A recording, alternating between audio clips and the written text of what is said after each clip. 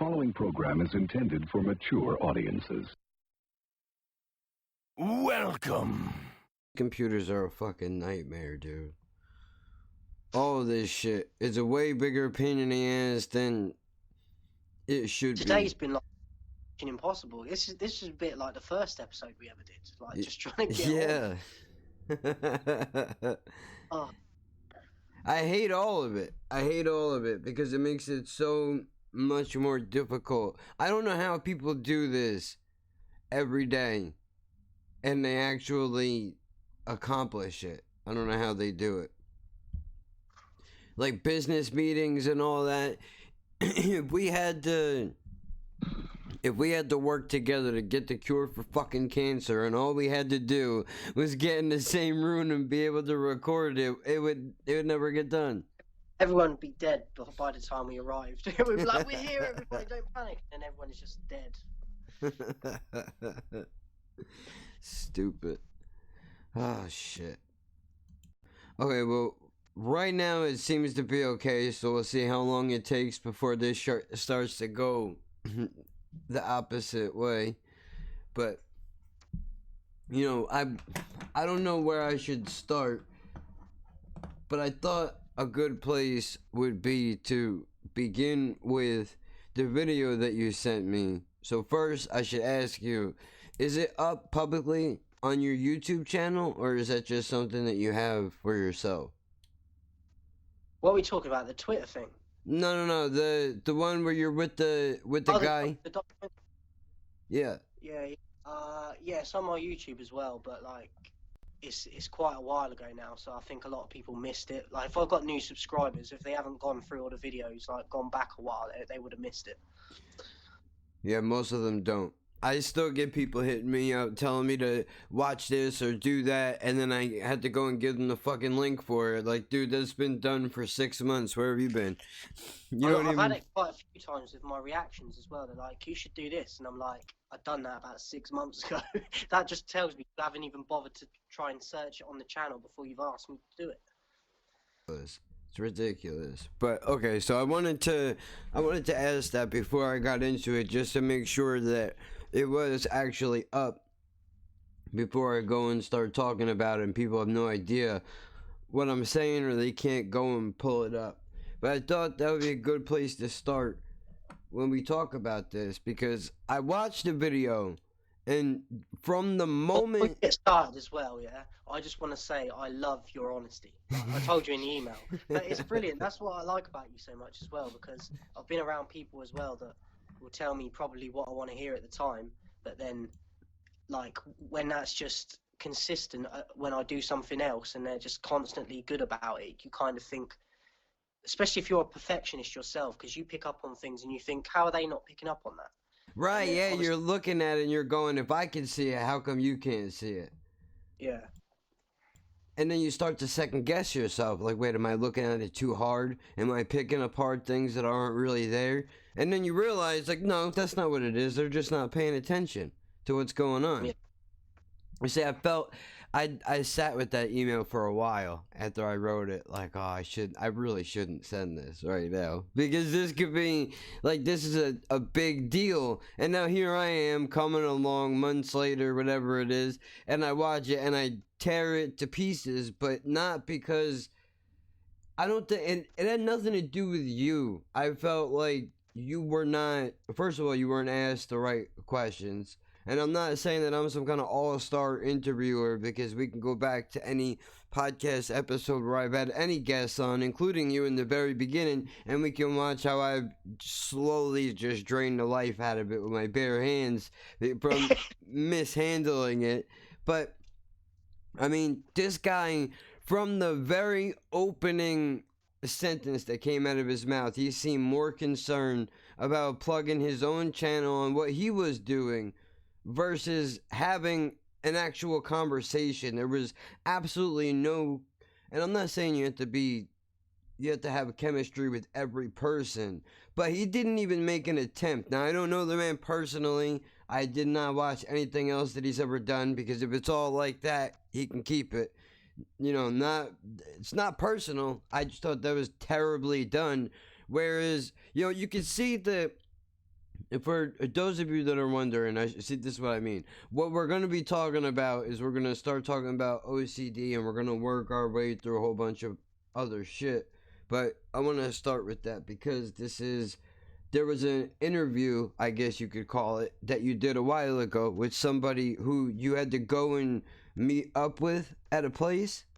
Yeah, so just like a little brief script, like how I come about him was I went to, I don't know, I think I told you about a guy called Eric Thomas, who's a motivational speaker.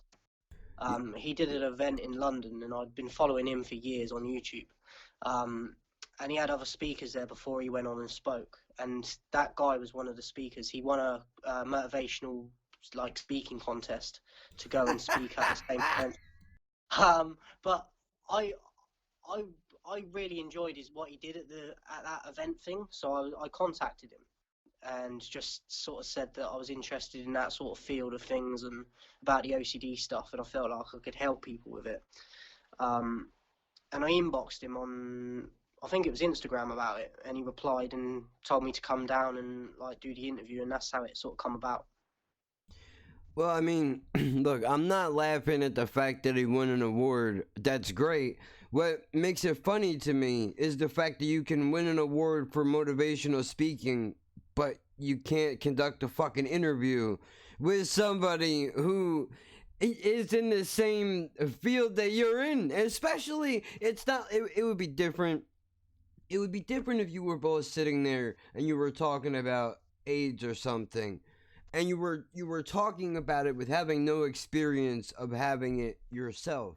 But here you are, front row seat, you have OCD, you understand the ins and outs of the entire situation, and all this guy can think of is to ask you a question, step on you when you start to give an answer, and then try to just circle back and get you to finish answering the same question. Now I don't know, you can correct me if I'm wrong, but it seems like after that, you got a little bit uncomfortable, like, okay, I tried to give you this answer, and you stepped on me, now I kind of feel like you don't want to hear what I have to say. It was a bit like that, I think, as well, like, because I haven't really done like something like that before. That was my first time doing like obviously I've been on camera and that, but not like I was actually being interviewed and that. It was a bit weird and new to me. Right. So I think it was a mixture of both of that, but also as well, he had an event that day, the same day I had done that. So like I went to this thing afterwards with him, and he was like speaking at that and stuff as well. But it was kind of like, felt a little bit like, let's get this done because I got to go and do this. Do you know what I mean? Yeah, it did seem like he was in a bit of a rush. Time, I was grateful that I had the opportunity and that I'd seen him at the event, and I was like, liked what he did, and then I didn't even think he'd reply when I messaged him the first time. So getting there and just being there and starting it and that, and thinking, oh, this is all right, but like at the same time, like I said, there was a mixture of different things going on that I was a bit like, didn't know how to feel about it. Well, I mean, I'll give him credit for that, because I think a lot of people, if you reach out to them, they're like, oh, fuck you, who are you? What do you do? What good can you do for me? That's the question that I have. You know, am I going to have you on and see a spike on my channel? No, so go fuck yourself. So I guess it was noble that, I mean, who knows what the fuck was going on inside his world. Maybe he was focused on the thing that he was going to leave to do, whatever it was. But it was kind of disheartening because I was really excited to watch it, and I'm thinking this is going to be great. I'm going to get an insight on some shit I've never heard anybody talk about this before. I've watched people who have it. I don't know if you ever heard of the television show Monk. Yeah, I've never watched it, but I've heard of it. That show is, the basic entire premise of the show is that he's a cop, but he has OCD, and his OCD is so bad it actually makes him a good detective in some ways, because he pays attention to details that a regular person wouldn't pay attention to. And of course, I mean, they have comedic shit in there where he's got to do outrageous things, or somebody sneezes in his house, he's running around with the Lysol and all that, which, I mean, it is funny, but at the same time, I was like, you know what, well, they're putting a spotlight on it, which is good, because people should do that. So one thing that he asked you was, what are some of the things that you have to deal with? And I noticed that you said, well, when I go to the bathroom and if I'm showering are two big things that I try to contend with. While I'm doing it, there will be times where I have to if we all have an event of something that we have to do or a place we gotta go, I gotta get up before everybody else in the house gets up so that I can do what I need to do. So, like, one thing you said that stuck out was you said that the doctor told you to have a stopwatch and then try to slowly bring your time down as you were doing it. And you said, well, I did that and I cut my time down, but when I got out, the little voice in the back of my head's going, yeah, but we're still not clean. So is it that you have to scrub a certain amount of times, or is it just that, all right, we need to be in the shower for this long before we are clean? Can you talk a little bit about what that is? I think it started not a specific time in mind that I felt like I had to be in there, but it was just I probably did things in certain order, but it was more a case of until I felt that I'd cleaned enough. Do you know what I mean? So the time would vary, but like probably when I was at its worst, I was probably showering for close to half an hour, maybe more. Oh, shit. See, I've gotten myself down to 15 minutes. And I mean, nowadays, it's probably not that long, but at its worst, it was probably about that sort of time period. And still to this day, even though the time's cut down, I kind of still do roughly the same sort of order of things that in the way I wash and stuff. So yeah, like I felt like I was achieving something with cutting the time down, but at the same time there was that voice there still. So it was kind of like I felt I'd achieved something, but still frustrated as well, because I was like, well, I should be feeling better by what the therapist and that was telling me, but I'm still uncomfortable. It sounds like, I mean, it's a great idea in theory. We'll get a stopwatch and we'll just cut your time down, but that really doesn't, all that's doing is window dressing. Like, okay, we can cut the time down, but that doesn't take care of the little voice in the back of my head telling me I'm fucking dirty. Dude, what are we gonna do about that? We need to fix this. So, I mean, I understand what you're saying. I think I have a touch of that shit myself. One thing that I wanted to ask you was, okay, so you cut your time down, right? But for whatever reason, let's say that your ritual when you get up in the morning is get up, go to the bathroom, you take a shower, and then you leave to go and start your day. If something interferes with that morning ritual, does it offset the rest of your day, or can you force it to bend around a schedule if need be, like if you got called into work early or whatever it might be? I feel like now I could probably deal with it better and not go for that shower or whatever. In the early days, I wouldn't have been able to do it at all. I'd have been like, well, I can't come to work then, or like it was that bad. But still, like, even if I don't shower, I'll always make sure I go to the toilet before I leave, because and this is another thing, like, without trying to get too, like, graphical, like, yeah, like, I can't basically take a shit in a public toilet.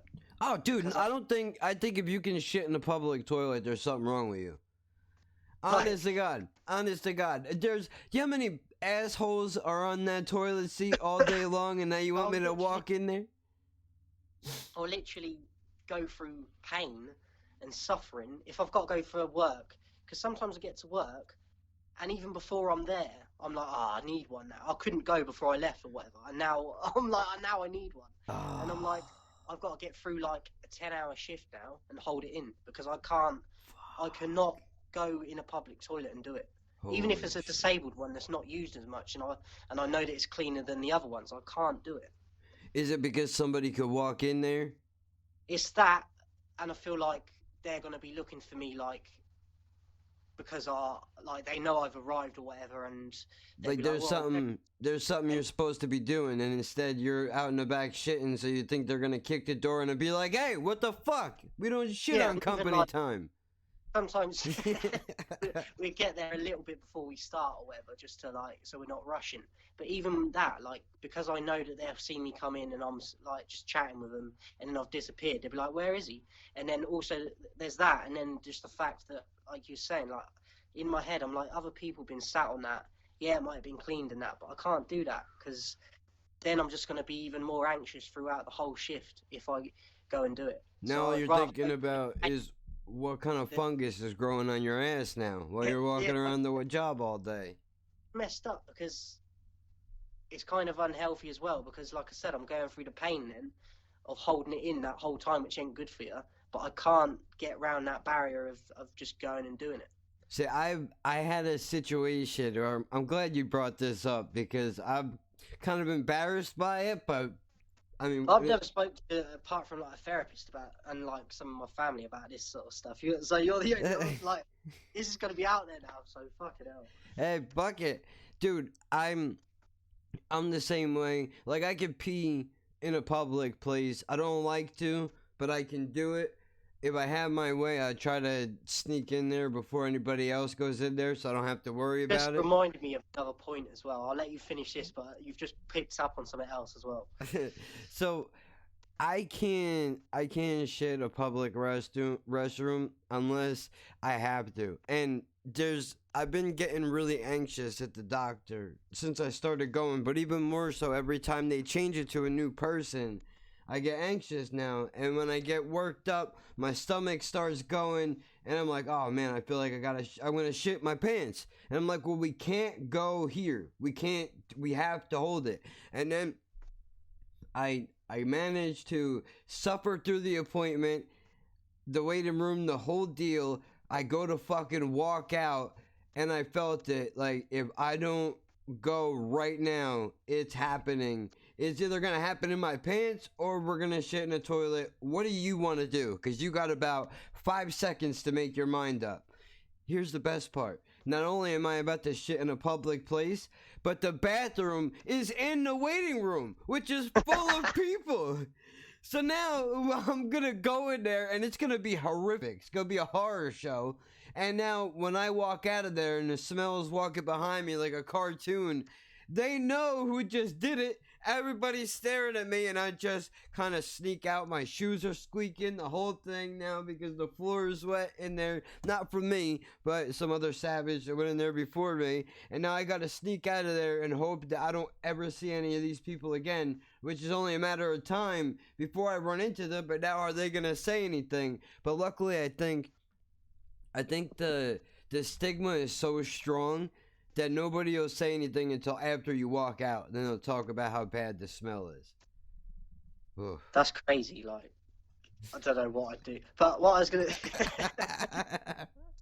like, you were saying about like taking a piss. I can't remember the last time I was able to go and have a piss in a urinal. I have to wait and go in the cubicle. Wow. Because I can't stand next to people, even if I'm the first one in there.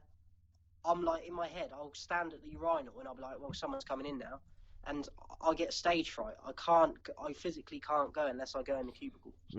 See, that happens to me too, where I'll freeze up, but I'll stand there and be like, dude, we have to do this, because if I walk away in 2 minutes, I'm going to be back in here anyway. But now the bigger problem is, the one time I went into a local supermarket and I'm waiting. There was a dude already in the urinal. Some guy is taking a shit in the stall, so that's out. And there's only the two.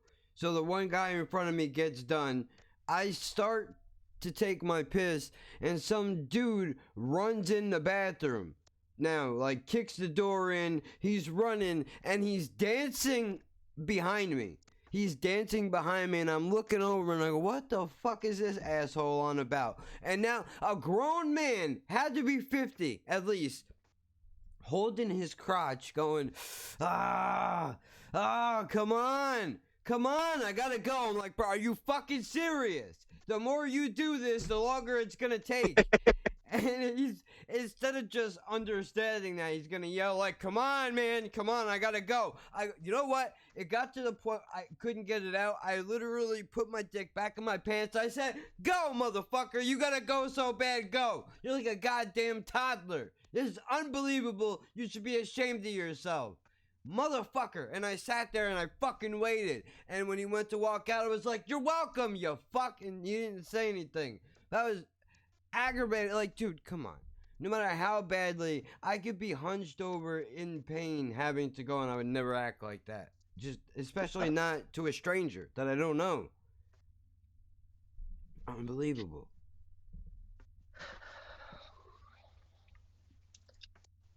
Stupid. It really is. I mean, I don't like the idea of doing anything in public, or not only in public, but other people's houses as well. Is that a struggle for you? Yep. Like, that's a big part of why I've mentioned before, like, I never really did a lot of sleepovers or stuff or anything like that. Or it's like school trips. I didn't go on my first school trip till I was about probably 12 or something, because I couldn't. I might have been a bit younger than that, but that was a major thing in my head before. Like, kids would get excited about going on a school trip, and I'd be like, my thought would be, "Mum, like, I need to. How am I going to go to the toilet? Because there's going to be, my friends are going to be there and stuff, and I'm going to get all anxious, and they're going to be like, oh, where's he going? And then I'm going to take ages while I'm in there. Like, literally, they're going to be like 2 minutes. I'll be like fucking 20 or something." And they'll be like, "Oh, what were you doing? Shitting in there? We got a shitty ass over here." You know what I'm saying? Like, but that's a massive thing for me as well. Like, I get like that about, even to this day, if I have to go to someone else's house, like, it's weird. Oh, dude, I hate it. The worst one is when you're forced to go over people's houses for the holidays and you have to use the bathroom and you know there's a house full of people. I hate that knock on the door when, you know, everybody knows I'm in there now, so now I gotta hurry up, rush everything. I pissed my pants on numerous occasions. Not like, oh, I'm not going in there and I'll just pee on myself. But rushing out of the bathroom so quickly, not done, I go to walk out and there it is dripping all over me. I'm like, "Oh, this is fucking great. Now I can walk around and piss now. It's fantastic. Really good job." Is that what you were saying a minute ago, that, like, that unnecessary pressure that people put onto you, like, and it's frustrating because, like you said, like, I'd be the same as you and I wouldn't act like that. Yeah. Like, and I think, how do these people not even, it's like they can't even, like, fathom that thought of thinking, like, They don't, I don't think they know that there's a world that exists outside of their own. Like, they think everything is done for them and that everything else is just a byproduct of that. Everything is done for me. Well, I need the bathroom right now. You better fucking move out of the way, because I'm gonna go. I'll hose you down if I have to, so you better move. It's, I don't understand that. Maybe, I guess being pushed away from everybody as a child was good for me, because now I've learned to, like, oh, well, what I need really doesn't matter all that much. And I know that's not really that's not a great mind state to have either, but you need that fine line between I can wait and I'm gonna do this right now. A lot of people don't. yeah, because you could have easily have been the nutcase that ran in behind you. You could have been that person. Yeah, definitely. Oh, fuck. I would imagine that you would be.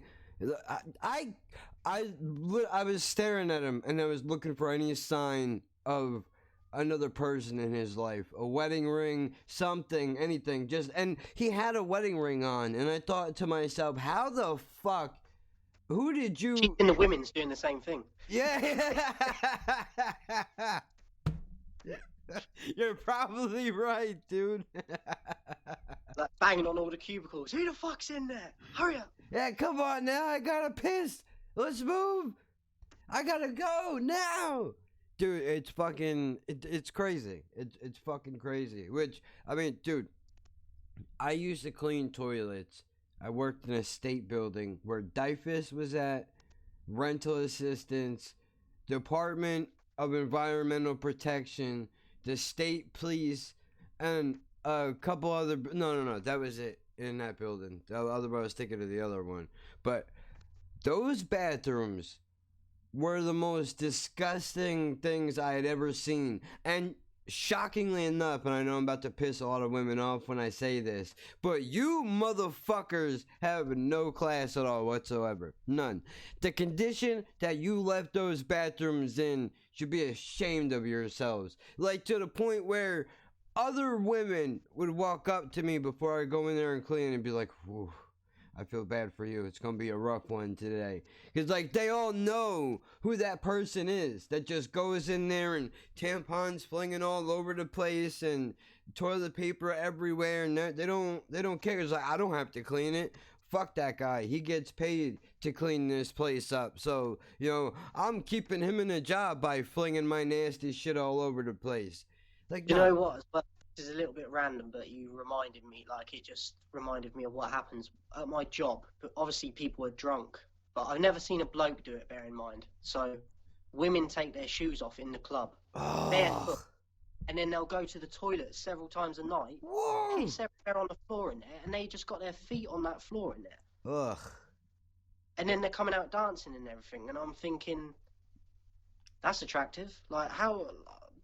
That's ridiculous. Those feet are gonna be on somebody's shoulders later. That's disgusting. Like, come on, man. Have some respect for yourself. That's the same thing. Not even the guys do that there. Like, I've not seen one guy with his feet out. No way. I think it's different. Every shift, there's at least one or two girls that do it, and I'm like, wow. Women do it in the club. Men will do it on an airplane. Yeah. It seems like it has to be a certain setting. I think women just don't give a shit because they get away with more. Because who's gonna call them out? No man is gonna look at an attractive woman and go, I'm not taking you home because your sloppy ass has been walking around this club all night with no shoes or socks on. They don't think about it. Later on, when they get to Ebola, they're going to be like, oh, it's that bitch with the no shoes and the socks. She did this to me. I got to get her back for this. They worry about it later, but it's because we're so thirsty as an organization, men are. It's ridiculous. But, I mean, that's got to drive you fucking crazy, right? Well, I've already got, like, feet is one of the things, is a big OCD thing for me anyway. And then you put in, like, piss. Do you know what I mean? Like, it stinks anyway in that club. Like, when you go to either of the toilets, and then you see the good. Oh, it's just it drives my OCD crazy. I couldn't do it. You couldn't. I mean, I'm sure there's a number. You could pay me to do it, but I'd have to be able to wash my feet immediately after and then burn whatever it is I just used to wash them with, including the bar soap. And also, you reminded me when you was talking about something earlier. I think it was the toileting thing. Oh, fucking hell, I forgot it now. You know, when you think of something and then it goes straight away. Yeah. Shit. I'll carry on. It'll come back to me in a minute anyway. What was it? It might have been... Was it... No, I've got it again. I was not probably a couple months ago, if that. I was looking into, like, doing, like, healthcare work, like, looking after, like, elderly people or something, because I want to do something to help people. And I kind of feel like I'm doing that with the security, because even though people look at it as, like, oh, you just want to, like, fight people or whatever, I did it to, like, for the safety of people more than anything. But I actually applied for a healthcare job, and they got back to me, like, wanting an interview and stuff. But then they was telling me that it was like... You got to do the dirty work. Yeah, I've got to, like, dress people and clean people, help them go to the toilet and that. And even though I want to help people, that's a my lot. OCD won't go that far. Yeah, no, it takes a special kind of human being to do. It's the same type of person that can cut somebody open and do heart surgery. Is like the same kind of person that can wash, bathe, help somebody go to the bathroom, clean their pans out and all that. It takes a special group of person to do that, because I mean I think it might be different if it was your mom or something, maybe you could force yourself to kind of do it, but that's because it's your family. To walk Yeah. into a room with a complete stranger, and don't get me wrong, even family is pushing it. I don't know if I would be able to that's a lot. There's certain parts of a person that you don't ever want to know. Yeah. That's an expense that's worth paying for. I feel like to have somebody come in and be able to do it, it gets done properly.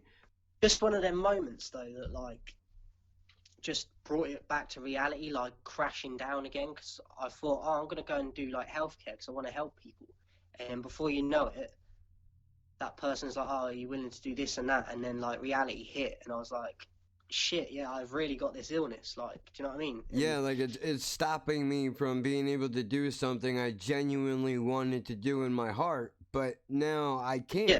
I think I would get some sort of level of enjoyment out of it, but it wouldn't outweigh the anxiety and the stress I get from trying to like deal with that cleanliness thing.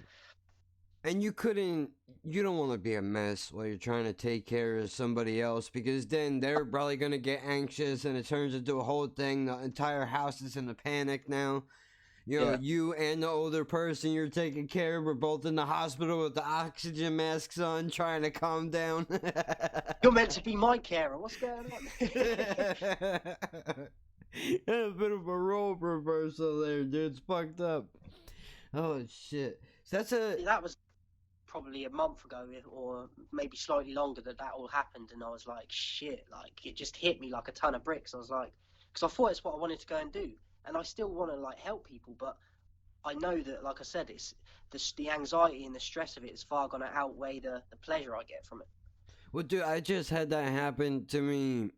Not that exactly. This is way different, but even just today, my neighbor's kid had a play in his school that he wanted us to go to, and I already feel weird because I mean I know them, but I don't know them like on a personal level. I talk with them, we bullshit, but I don't know like you intimately. And now they want me to go, and I'm sitting here, man, like I don't feel comfortable going to this thing.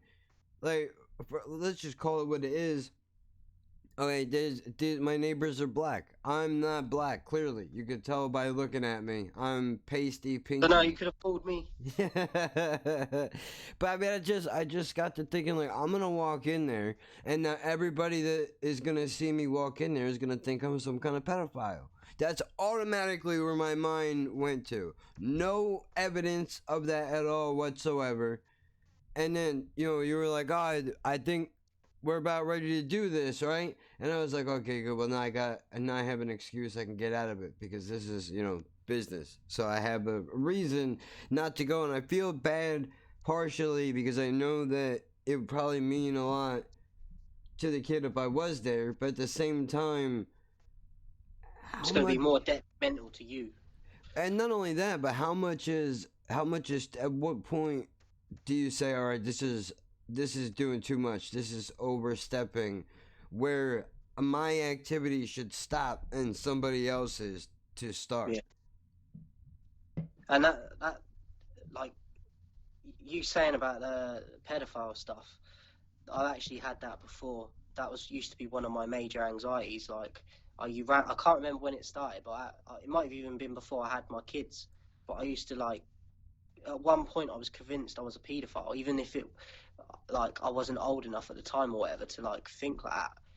Like in terms of being, like, if they put me in court for it, sort of thing, they would have been like, oh, he's old enough to be one. I can't, like I said, I can't even remember what age I was when I first got these thoughts. And then obviously I had my kids and that, but I remember a major anxiety before I had my first kid of being like convinced I was a pedo, even though there was no evidence, and like it was just one of these thoughts that come into my head, and I had it for years.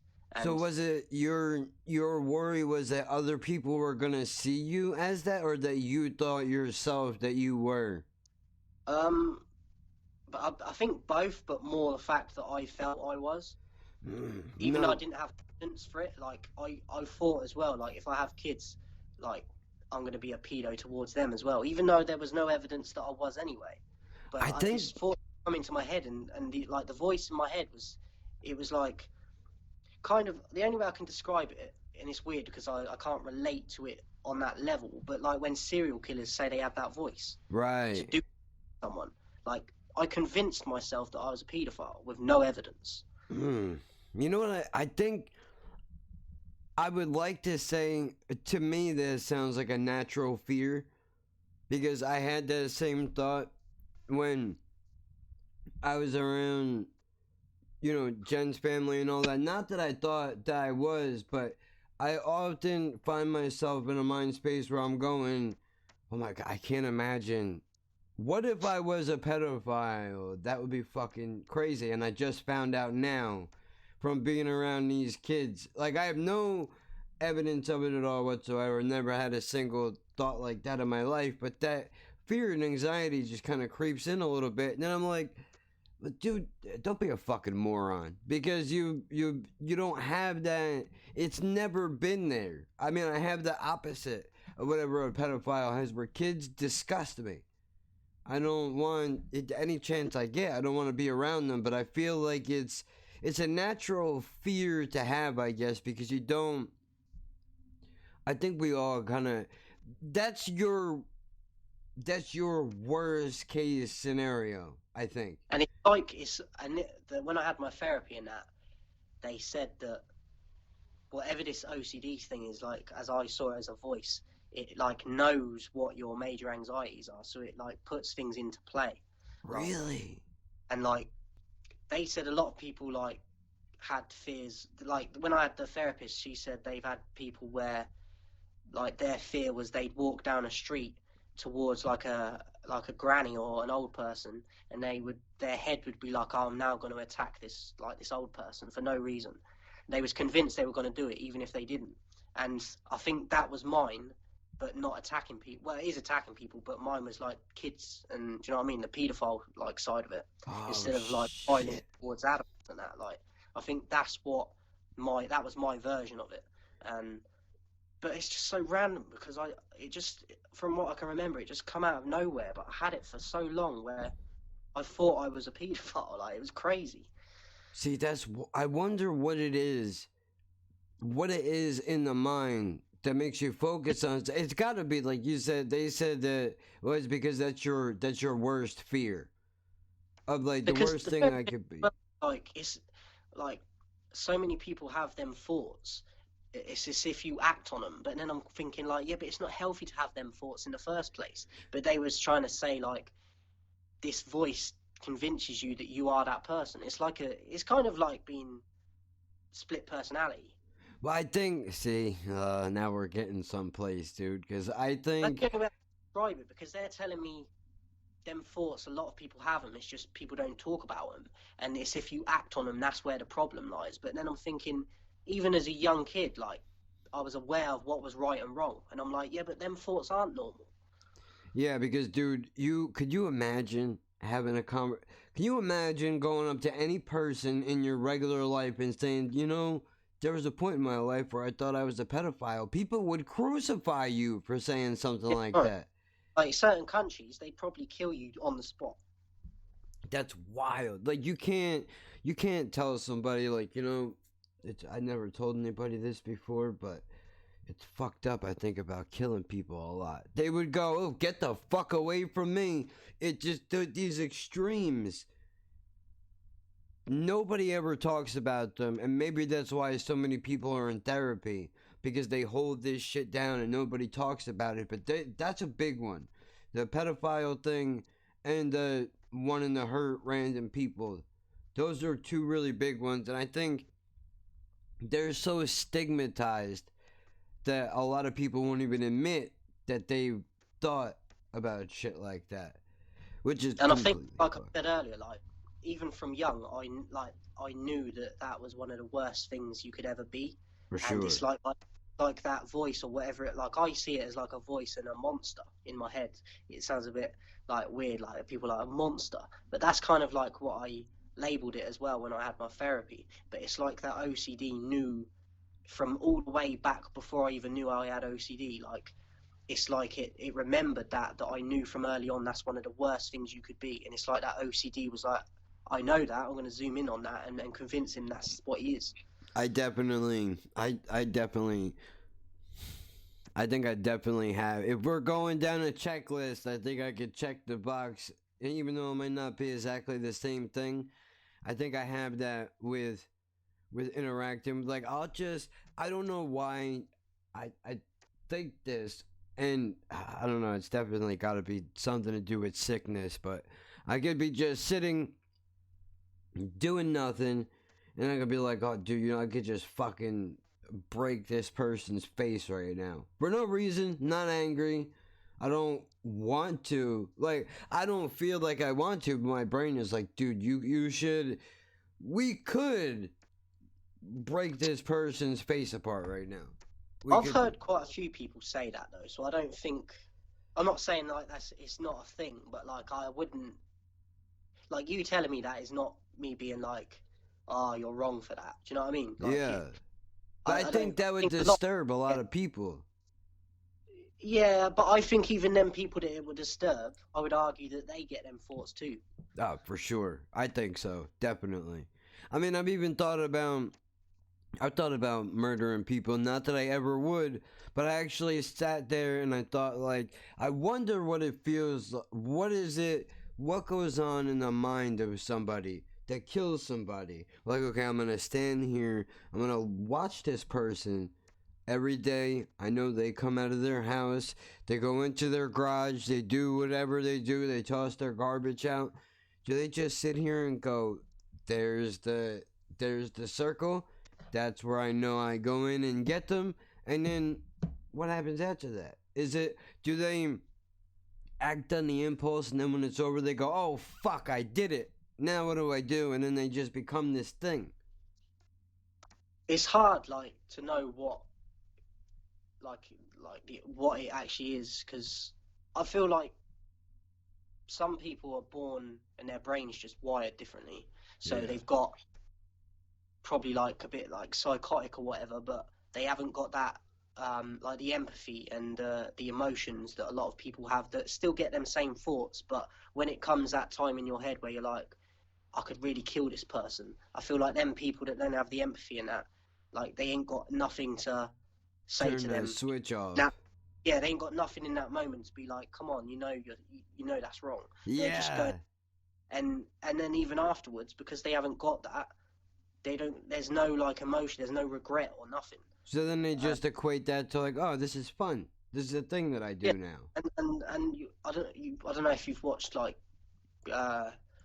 serial killer documentaries and that, but a lot of them, they say they do it for like they get like a sexual pleasure from it and shit. Yeah, because they're so fucking wrapped up that they can't get a regular rise.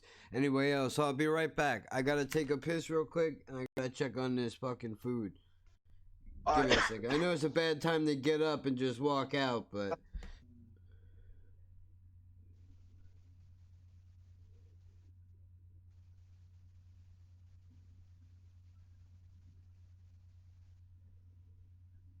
who fucking cares?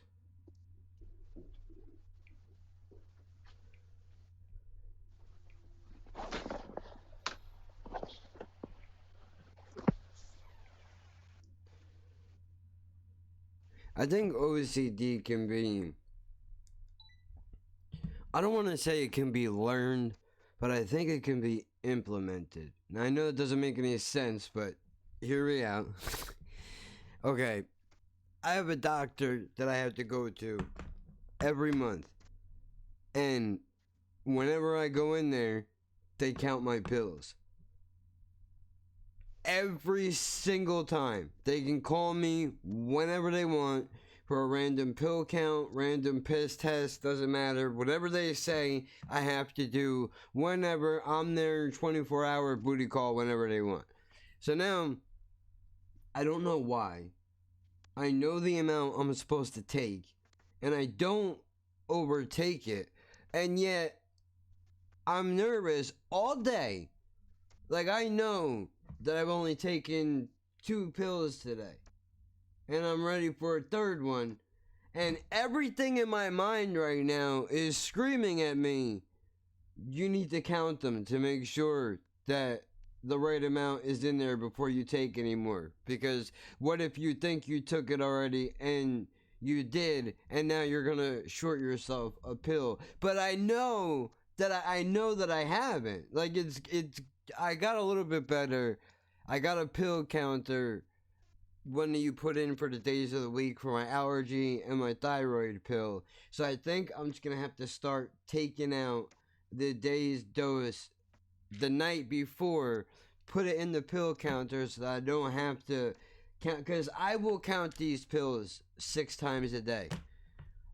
I'll count them and then I'll count everything up, it'll be right. And we're like, oh, well, I gotta do it again because I gotta make sure I didn't fuck up the first time. And then doing that, I'll fuck up the second time and go, see, it's wrong. It's wrong. And then I'll do it. It's to a point where Jen is gone, give me the fucking bottle and let me do it. Because I'll bet you it's the same amount that was in there before and you're worrying about nothing.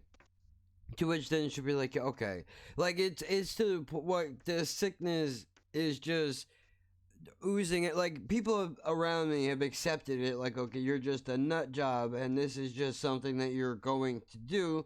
There's nothing we can do about that. We can't fix it, so we're just gonna deal. I mean, I am a nightmare to go anywhere with. Not even that, like you, the first thing I do when I go anywhere is I look for a bathroom. That's the first order of business. Anywhere I go, bathroom needs to be located first, exit second. Always the first 2 things that I look for, because I don't like to know.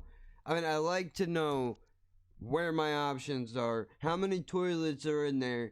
If somebody locks the door, you know, do I have other options?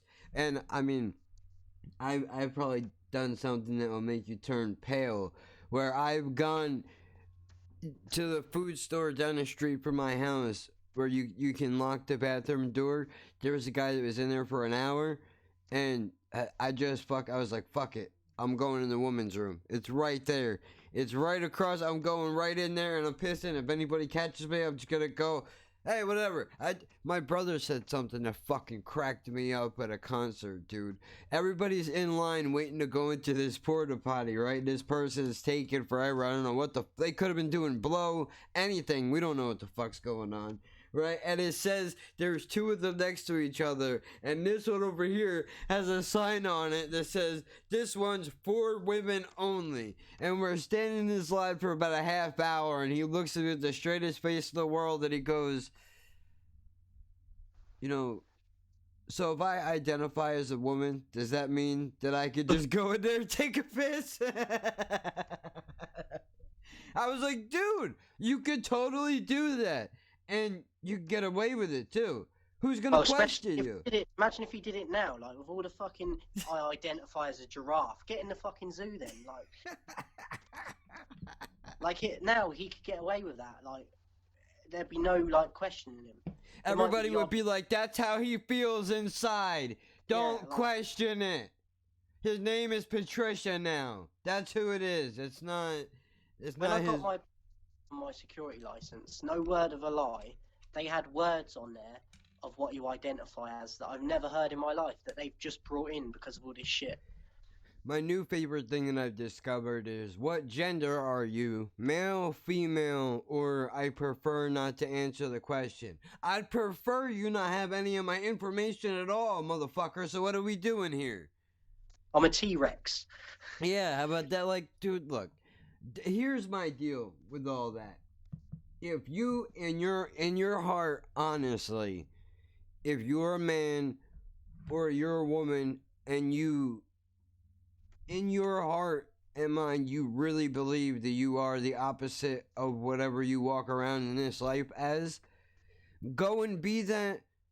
That's fine. But where my beef comes in is where these people go, I'm a boy now. Or not, then 10 minutes later, or now I feel like a girl, so you gotta address me as this. And then they change it every 5 minutes, and then when somebody calls them the wrong thing, they just, oh, you're shaming me. You're not supposed to do that. I could be whatever I want. Shut up. No, you can't. Pick fucking one and be done with it. You know, like, don't be greedy, because now you're fucking it up for everybody else that really does feel this way, and now everybody looks at it like it's some kind of a fucking joke. Like, dude, I just watched Dog Day Afternoon the other day, and there's a scene in the film where there's a bunch of cops in a barber shop, and they pull in somebody who knows one of the bank robbers, and this guy is like, well, you know, I'm in the mental hospital now because I identify as a woman. And this is in 74. And now all the cops in the movie, they're cracking up, dude. One guy is just like, this is fucking, and the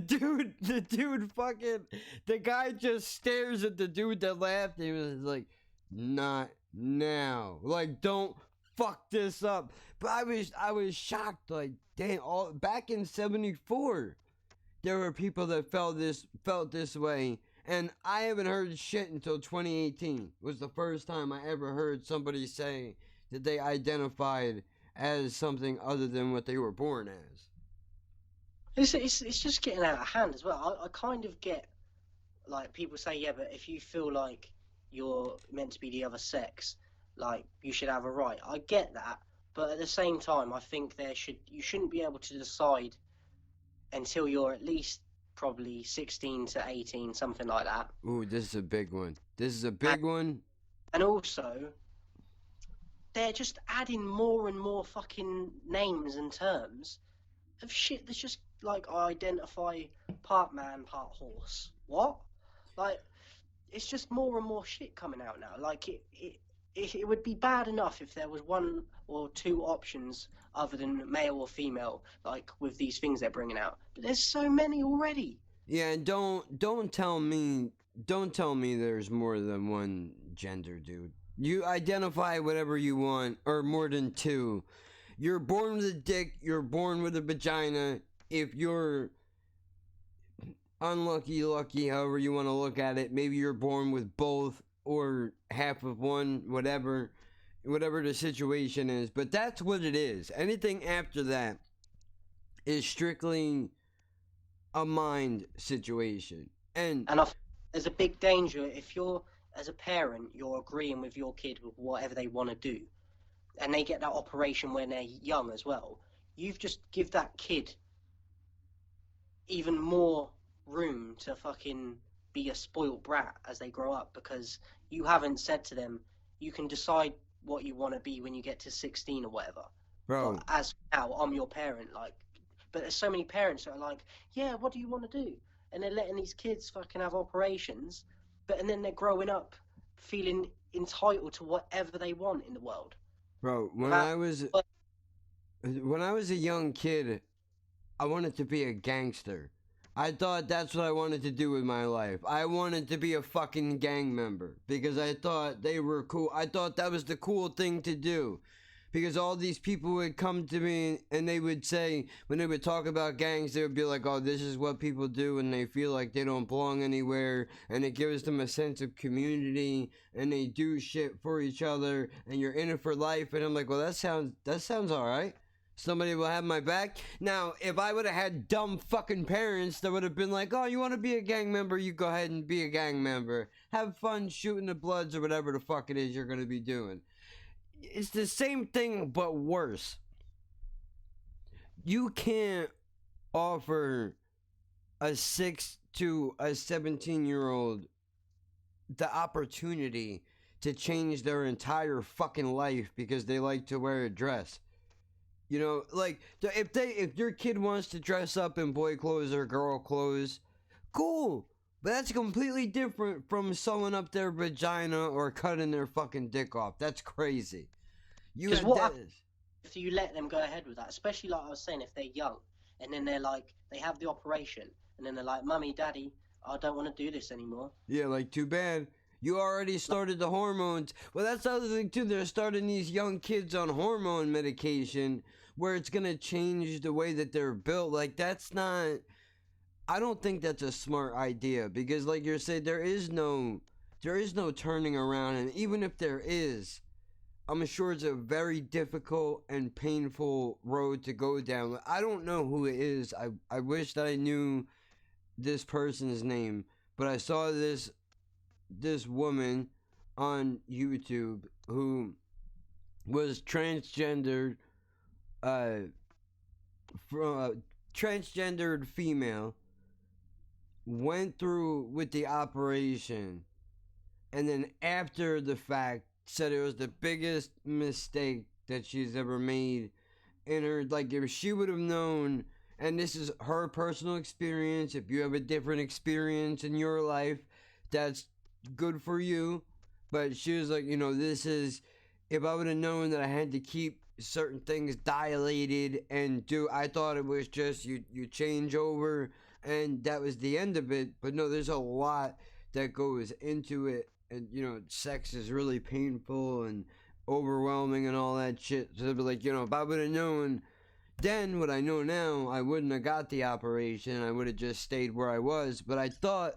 I was unhappy, and really that's not what it was. I think a lot of it, I could be misquoting, but the general census I got from this was that there's pressure even in that own community to, like, if you're gonna be this, then you gotta switch over, or you're not authentic and you're not real enough.